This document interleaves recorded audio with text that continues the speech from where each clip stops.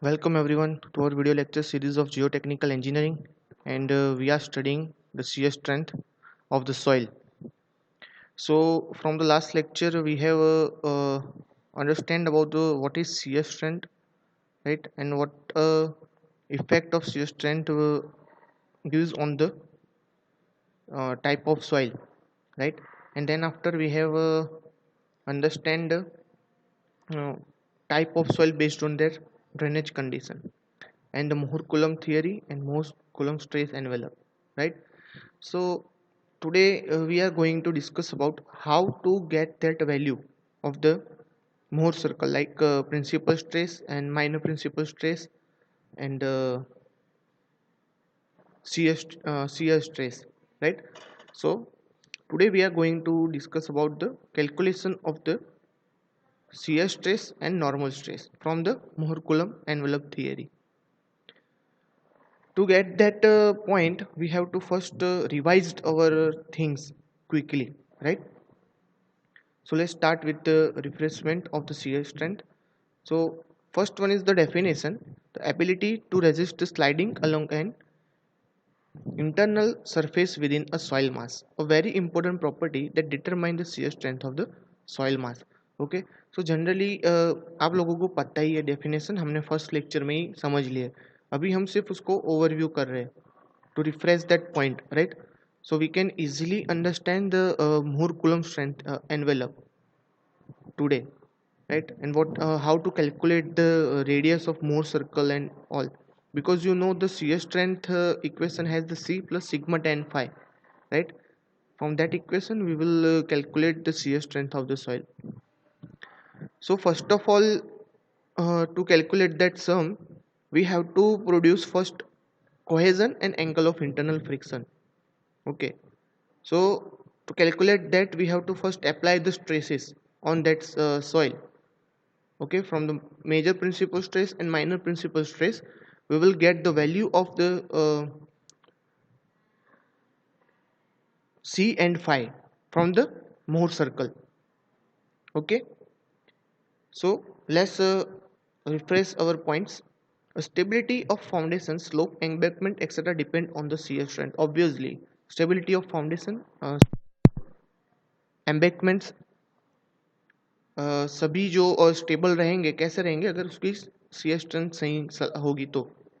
Okay, अब shear strength के अंदर क्या क्या चीज़ होती है, तो आपको पता है मेन इंपॉर्टेंट चीज़ है cohesion and angle of internal friction, right? So there consist these both things. Now हमें पता ही है Mohr-Coulomb theory के बारे में. The material phase essentially by the shear stress on the failure plane is a unique function of the normal stress acting on that plane, right? So generally Mohr-Coulomb ने ऐसा कहा था कि जो shear strength है is a function of normal stress. यहाँ पे उन्होंने कहीं पे भी कोहेजन का रोल बताया नहीं है हमें, ठीक है? तो अब मान के चलो कि that is the point of the soil, right? यहाँ से हम उसको फोर्स अप्लाई कर रहे हैं, यहाँ पे उसको रेजिस्टिव फोर्स जनरेट हो रहा है इस डायरेक्शन में, right? And here is the incline force. Okay, so what will be the equation if F proportional to the n, then F is equal to mu n, right? Here you can see the S is shear strength, shear resistance, sigma is a normal pressure, and phi is the angle of internal friction. Okay, so from this equation we will get this equation. The F is equal to how much of the friction will be generated, n tan phi, right? This n tan phi जितना friction generate होगा, clear, on this point due to this force. Okay, so from the area F by A n by A tan phi, it will become this equation: F by A is equal to n by A tan phi. Now n upon A and F upon A, friction upon area, will be gives you the shear strength, right? Load upon area, force upon area, it will give you the shear strength of soil material. So here we can take S, and n upon A will be gives you the stress. Okay, sigma. So the equation will become S is equal to sigma tan phi. वो हमने आगे equation check किया ही था आगे के lecture में. सी strength का equation उन्होंने दिया था सिग्मा टेन फाइव. यहाँ पे उन्होंने कोहेजन का जिक्र नहीं किया है. फिर बात आती है फिर प्योरली कोहेसिव ग्रेन्युलर सॉइल. ठीक है, ये उन्होंने बताया कि सिर्फ और सिर्फ ग्रेन्युलर सॉइल का इक्वेशन मिलेगा. बट जब हम कोहेसिव सॉइल की बात करते हैं तो उसके अंदर कुछ अपीयरेंट कोहेजन वाली टर्म आपको याद आती हो तो उन्होंने डिस्कस किया था कि वो भी उसके अंदर इंक्लूड हो जाएगी. तो सी स्ट्रेंथ अब क्या हो जाएगा हमारा cohesion plus sigma tan phi, right, c plus sigma tan phi which is given by the Coulomb. ठीक है, आगे मोहर भैया ने बोल दिया था c strength sigma tan phi है. फिर भाई कूलम भी अंदर बीच में पड़े कि नहीं भाई सिर्फ सिग्मा टेन फाइव नहीं है, सिर्फ ग्रेन्युलर सॉइल का इक्वेशन है. जब हम क्ले की बात करेंगे तो c plus sigma tan phi हो जाएगा. Okay, so it will be the shear strength parameter. C and 5 will become now shear strength parameter which will experimentally determine empirical parameters. ठीक है, एक्सपेरिमेंट करके हमें उसकी वैल्यू फाइंड होगी. Right, now from the equation 2, this one, from this equation you can see that the C is independent of sigma, right, it will be addition.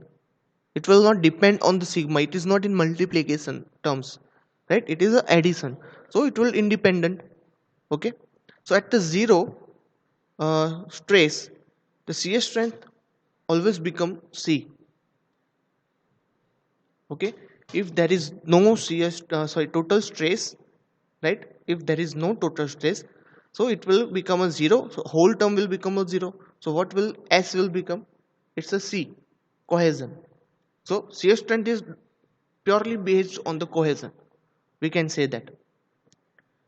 Okay, so another what we can implant from this, that cohesion is the shear resistance at a zero normal pressure.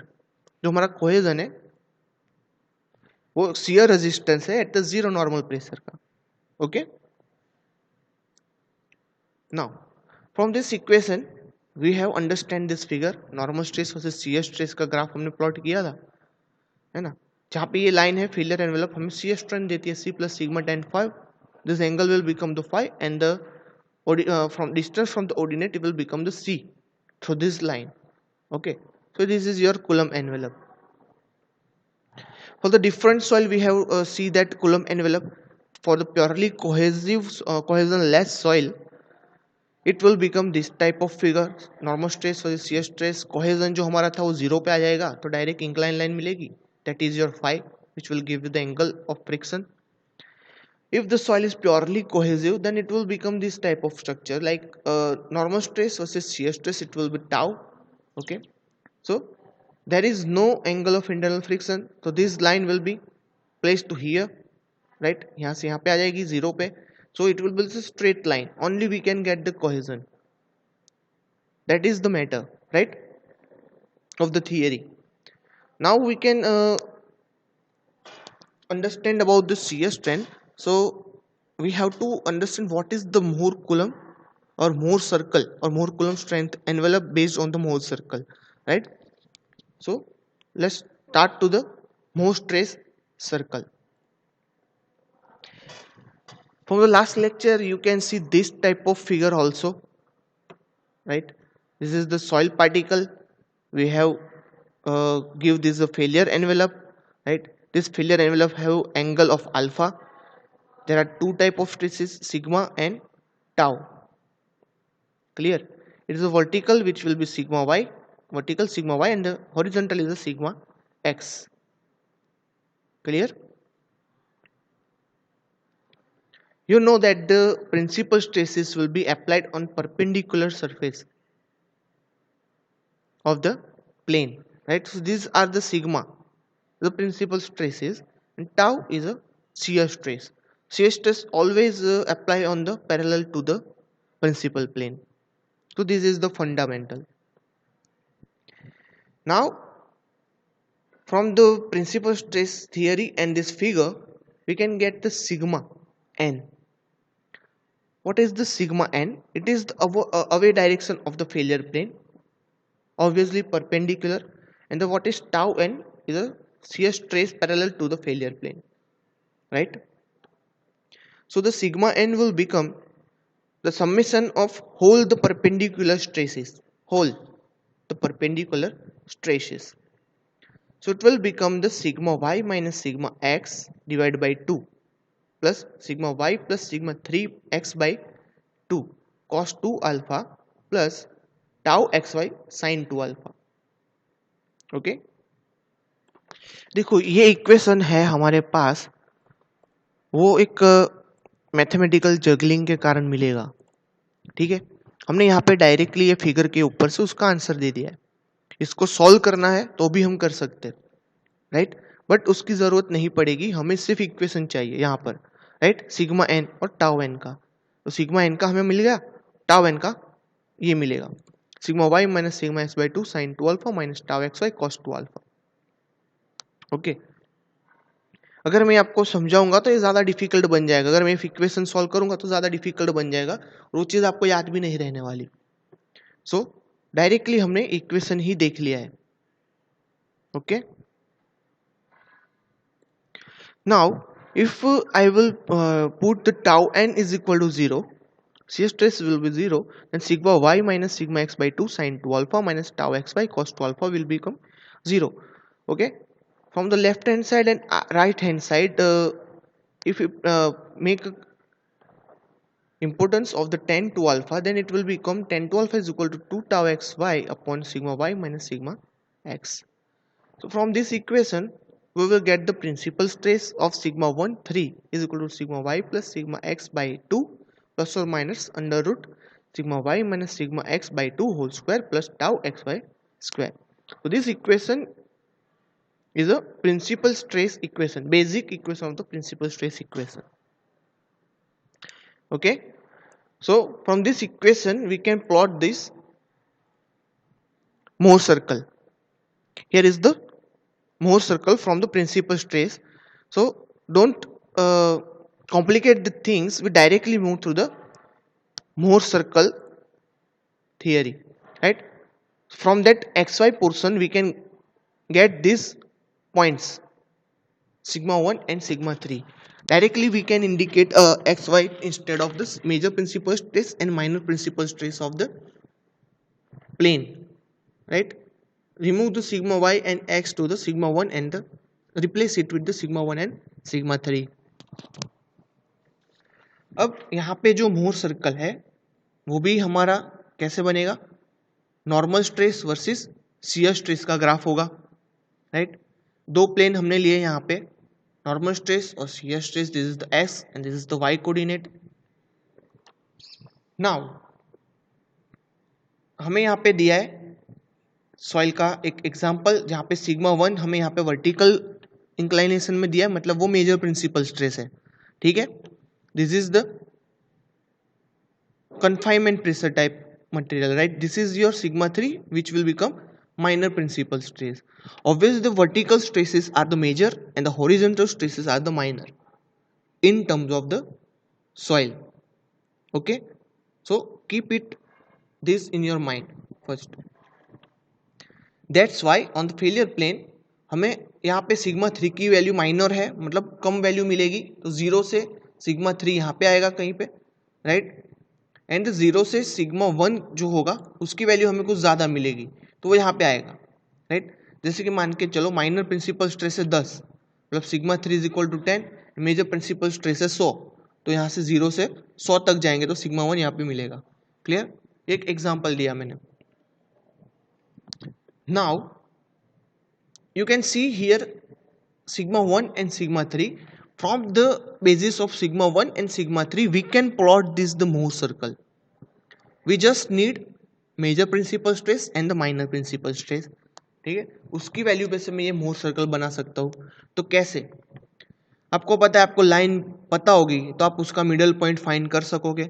Middle point find करोगे तो उसको करता लेके आप एक radius बना सकते हो, ठीक है, वो रेडियस से आप एक सर्कल ड्रॉ कर सकते हो, है ना। तो यहां से जो सिग्मा 3 है, यहां से जो सिग्मा 1 है, मैं उसका एवरेज ले लूंगा, कि नहीं लूंगा? ठीक है, ले सकता हूँ, ऑब्वियसली ले सकता हूँ। तो मुझे क्या मिलेगा, ऑर्डिनेट से ये पॉइंट तक का डिस्टेंस मिल जाएगा। ठीक है, मिड पॉइंट सिग्मा 1 से लेके ये ऑर्डिनेट ओ है हमारे पास। ठीक है, यहाँ पे ओ है, ऑर्डिनेट ओ से सिग्मा 1 तक का मेरे को पोर्शन मिल जाएगा। तो वो क्या होगा, ऑब्वियसली सिग्मा 3 यहाँ से लेके यहाँ तक और यहाँ से लेके यहाँ तक सिग्मा 1, तो दोनों का मैं एवरेज निकालूंगा तो मेरे को वो पॉइंट मिल जाएगा। तो एवरेज क्या होगा, total sigma 1 plus sigma 3 divide by 2, तो मेरे को यहाँ से यहाँ तक का डिस्टेंस मिल जाएगा। क्लियर है सबको? ये जो मैंने लाइन यहाँ से यहाँ तक ड्रॉ की है वो मुझे मिल गई। क्या वैल्यू होगी उसकी, sigma 1 plus sigma 3 by 2। Clear? अब मुझे क्या करना है, मुझे ये से ये मिल गया, मेरे को यहाँ से यहाँ तक का पॉइंट डिस्टेंस चाहिए, ये पॉइंट से ये पॉइंट तक का डिस्टेंस चाहिए। तो मैं क्या करूँगा, तो मुझे तो पता ही है कि भाई यहाँ से यहाँ सिग्मा 1 है, ठीक है, और यहाँ से यहाँ सिग्मा 3 है। तो मुझे यहाँ से मिड पॉइंट का डिस्टेंस चाहिए, तो मैं इक्वेशन में से सिग्मा 3 निकाल देना पड़ेगा मुझे। ठीक है, टोटल जो वैल्यू है उसमें से मुझे सिग्मा 3 को बात करना पड़ेगा। तो मेरा इक्वेशन क्या बन जाएगा now, sigma 1 minus sigma 3 by 2। Clear? Whole this is sigma 1 minus sigma, ये इतना पोर्शन में निकाल दूंगा। ठीक है, ये टोटल सिग्मा 1 में से मैं सिग्मा 3 निकाल दूंगा, तो मुझे ये पोर्शन मिल गया टोटल यहां से लेके यहां तक का। राइट, डिवाइड बाई 2 करूंगा तो मुझे बीच का पोर्शन मिल जाएगा। समझ रहे हो ना? सिग्मा 1 माइनस सिग्मा 3 बाई 2 हो जाएगा। अब तो ये मेरी हो गई सर्कल की रेडियस, यहां से लेके इस पॉइंट से लेके सॉरी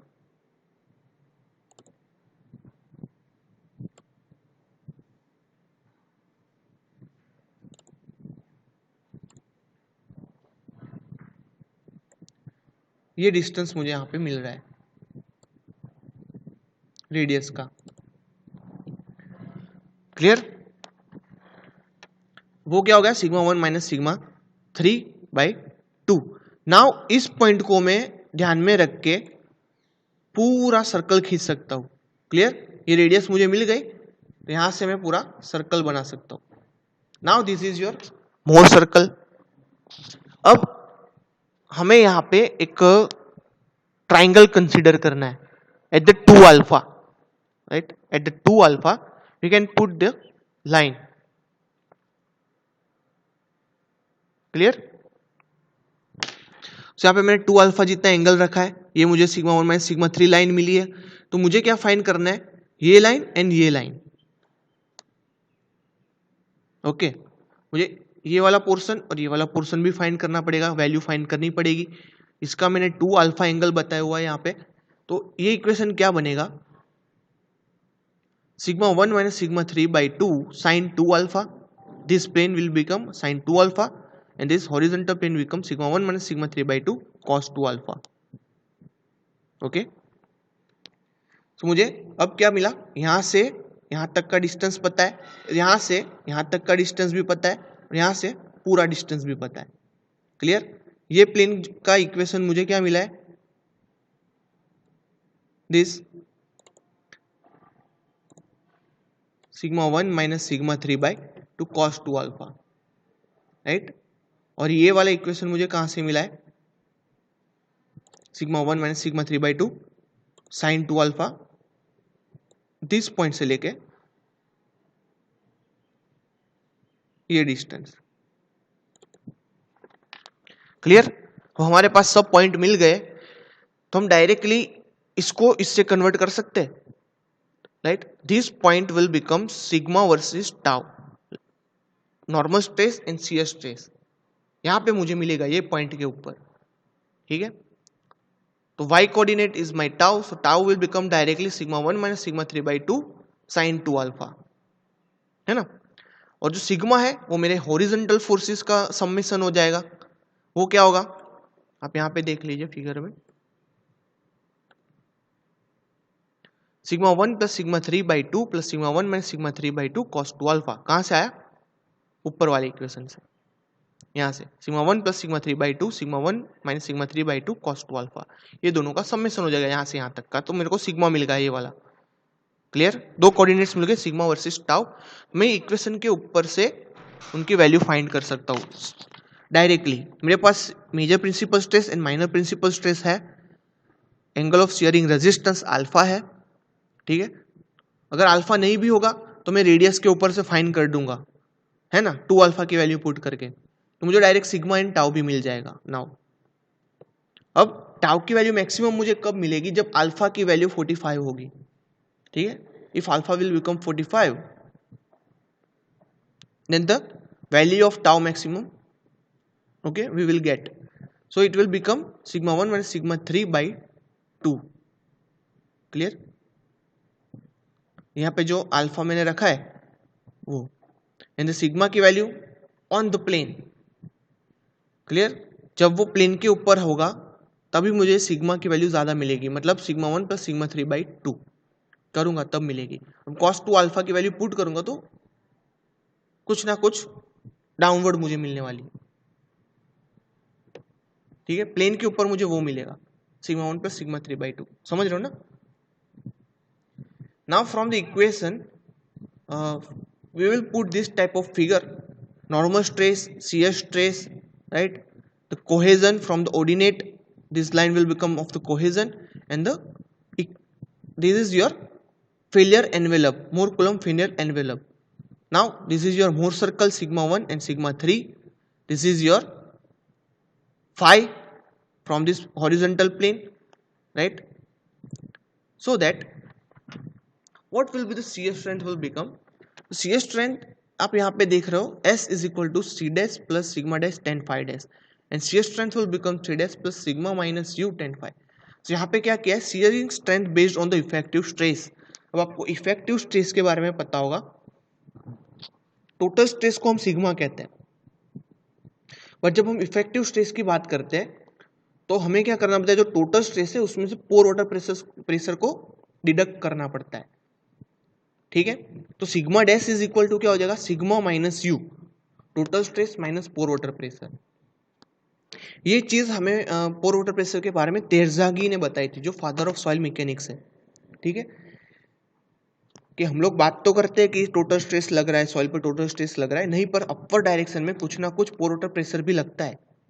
अब वर्टिकल डायरेक्शन में टोटल स्ट्रेस की बात करते हैं हम लोग, तो उसके अपोजिट डायरेक्शन से हमें पोर वाटर प्रेशर लगता है, राइट। तो हमें वो क्या करने पड़ेगा, टोटल स्ट्रेस में उसको डिडक्ट करना पड़ेगा, माइनस करना पड़ेगा। So effective stress will become sigma dash is equal to sigma minus u. तो मैं इक्वेशन में पुट कर दूंगा पूरा, तो सी स्ट्रेंथ मेरी क्या हो जाएगी, c dash plus sigma minus u tan phi, okay. And if we are talking about the apparent cohesion, right, and apparent angle of shearing resistance, the equation will become normal S is equal to Cu plus sigma tan phi u। so यहाँ पे हमें ध्यान में रखने वाली चीज है effective stress वाला इक्वेशन।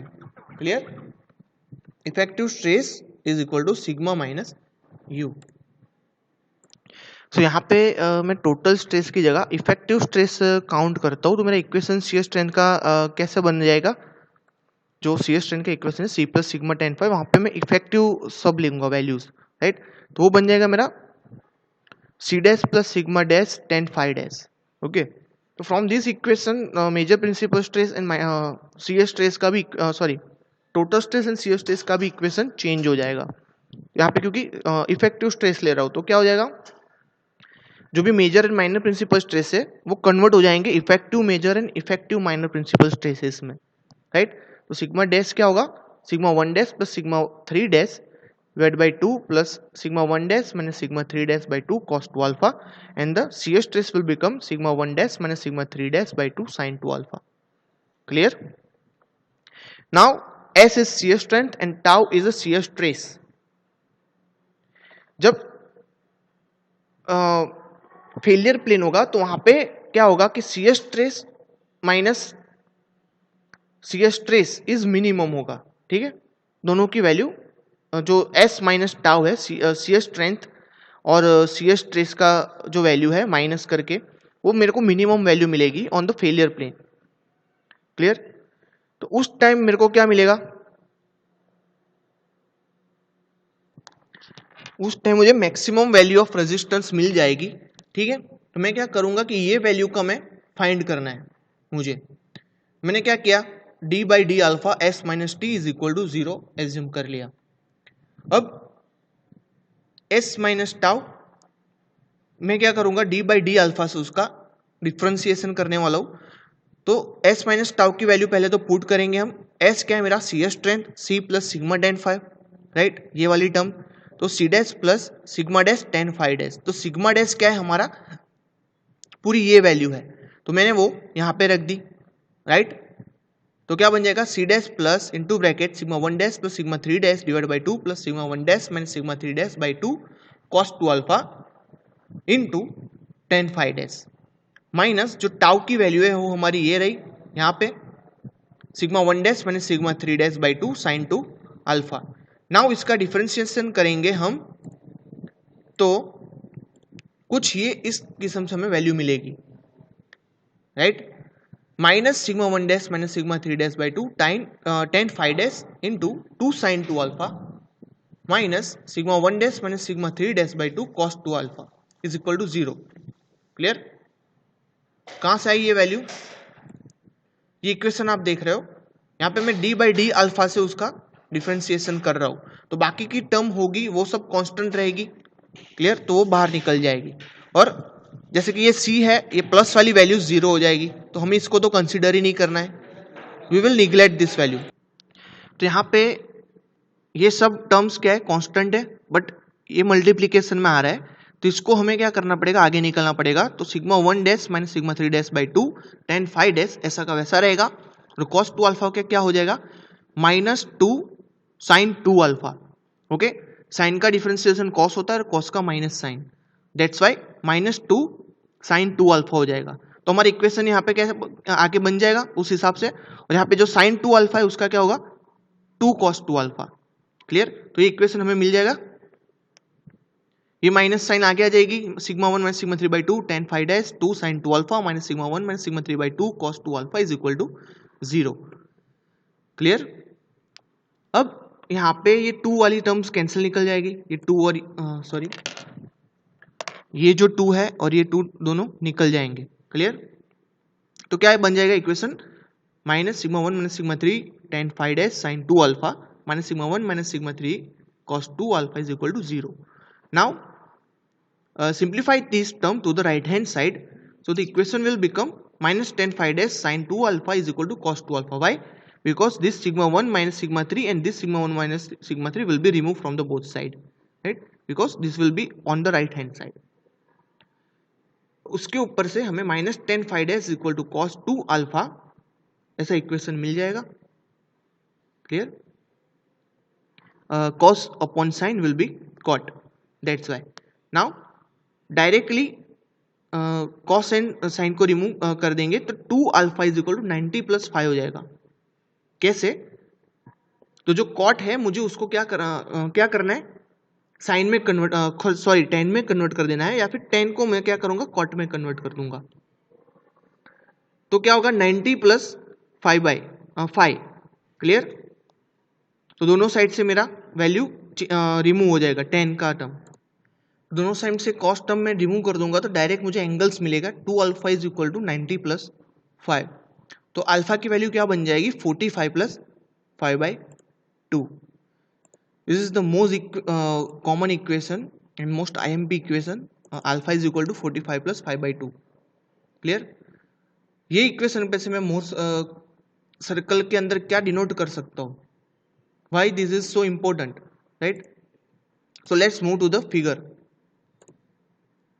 यहाँ पे आप देख सकते हो नॉर्मल स्ट्रेस और शियर स्ट्रेस का ग्राफ प्लॉट किया है। मैंने इस पॉइंट को क्या बोला है, failure point, right, tau failure बताया मैंने इसको। एंड यहाँ पे आपको ऑलवेज पता ही होगा ये कि यहाँ पे मुझे टाउ मैक्सिमम मिलेगा। Clear, because it is the top most portion of the circle, ये मेरा टाउ मैक्सिमम है, बट यहाँ पे कहीं पे मुझे टाउ मैक्स मिल रहा है। क्यों, क्योंकि अल्फा का वैल्यू क्या है, अल्फा कहाँ पे होगा, ये जो मोर सर्कल है उसके मिड पॉइंट से कहीं पे निकलेगा, राइट। ये मेरा यहाँ पे कहीं पे मिड पॉइंट है, यहाँ से लेके यहाँ की वैल्यू, या फिर यहाँ से यहाँ पे कहीं पे होगा, ठीक है, ये मेरा यहाँ पे अल्फा मिलेगा इस तरफ, this is my 2 alpha and this is my alpha, right. Alpha की वैल्यू क्या है, ये पूरा अल्फा हो गया, ये पूरा 2 अल्फा हो गया। 2 अल्फा, अल्फा की वैल्यू मेरी क्या रह जाएगी, 45 प्लस 5/2, राइट। तो 45 यहाँ पे कहीं पे होगा प्लस 5/2, तो यहाँ पे मुझे अल्फा मिल जाएगा ये, और ये पूरा 2 अल्फा कैसे मिलेगा, 90 प्लस 5, तो 90 कहाँ पे होगा मेरा, 90 जहाँ पे मेरे को टाउ मैक्स मिल रहा है, ये पोर्शन, ठीक है। ये 90 प्लस 5, मतलब 5 की कौन सा, ये वैल्यू है 5, कुछ ऐड करूंगा तो मुझे यहाँ पे कहीं पे कुछ पॉइंट मिलेगा, ये वाला, ये मेरा 90 प्लस 5 वाली वैल्यू है, ठीक है।